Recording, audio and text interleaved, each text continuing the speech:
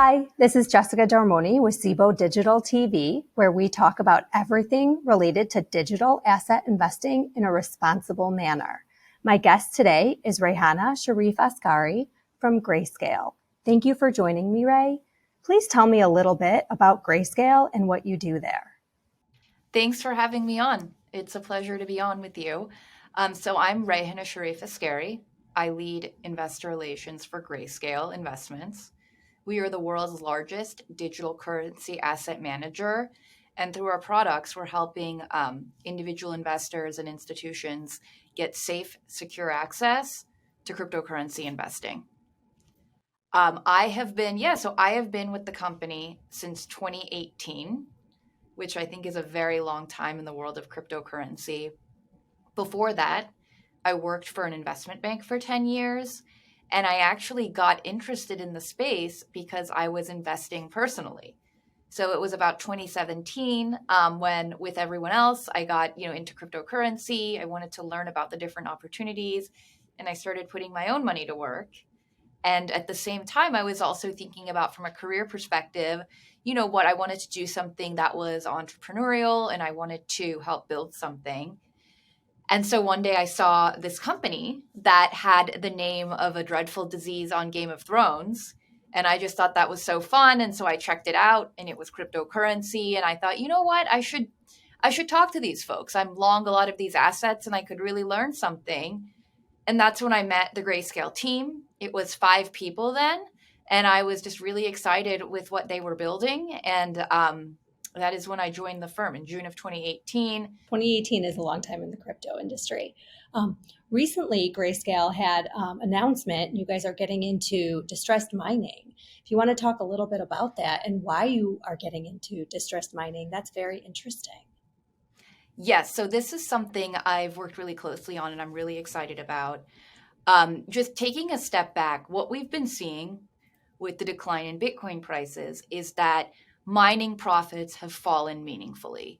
And as a result, we're seeing miners have to sell equipment, and we're going to continue to see this, especially for miners that have a lot of debt. And so for us, this is an opportunity to provide liquidity to the mining ecosystem, to acquire machines at deeply discounted prices, and to mine profitably into the recovery.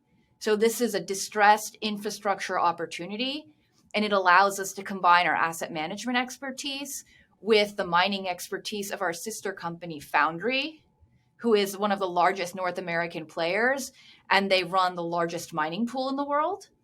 And the idea is that, for me, when I think about distressed investing and I think of investing in mining, those are 2 things that are a lot harder than just going out and investing in cryptocurrency or buying cryptocurrency. And at the same time, it's such an interesting opportunity that we wanted to make it easy for people that don't have the domain expertise to, go out and have the relationship to buy miners at discounted prices and to put them to work to get this exposure. So we're really excited about that.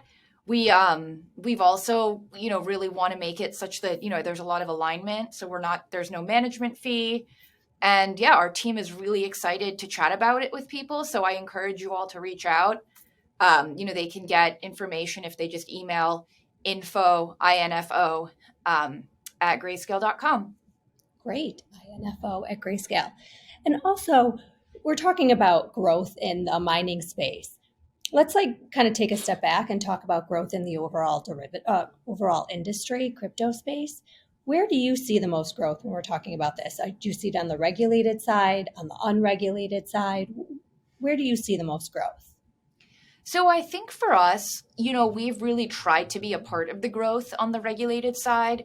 When you think about our products, what we're doing is that we're taking a product that is a nascent asset class, right? Cryptocurrencies are digital bearer assets. It's like having a $5 bill in your pocket. You can get hacked. You can get it taken from you. You can drop it on the street. This is unlike traditional assets like stocks and bonds, where there's a third party that says, Ray owns this stock. And so what we've done is, again, coming back to that theme of access, taking those products and put them into frameworks that people are familiar with. Securities that have CUSIPs, financial statements, tax statements. And we've also worked really hard to bring our products further into the regulatory perimeter. Regulation is really important in bringing transparency and bringing stability. We agree and are aligned on that. So that sounds really interesting, and we will follow that.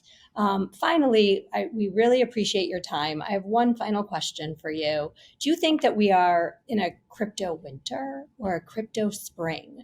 We all throw around the word crypto winter, and you did mention Game of Thrones earlier in the interview.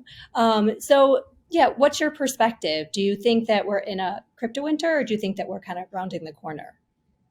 First of all, I love that we use seasons because it just shows how cyclical it is and how we've accepted that, there have been drawdowns in the past, there's going to be drawdowns in the future, and we know that crypto is going to continue to exist. And so I think when you think about the quote unquote season that we're in, it's hard to tell when you're in it. We've had, meaningful drawdowns in risk assets across the board, NASDAQ being down 20-25%.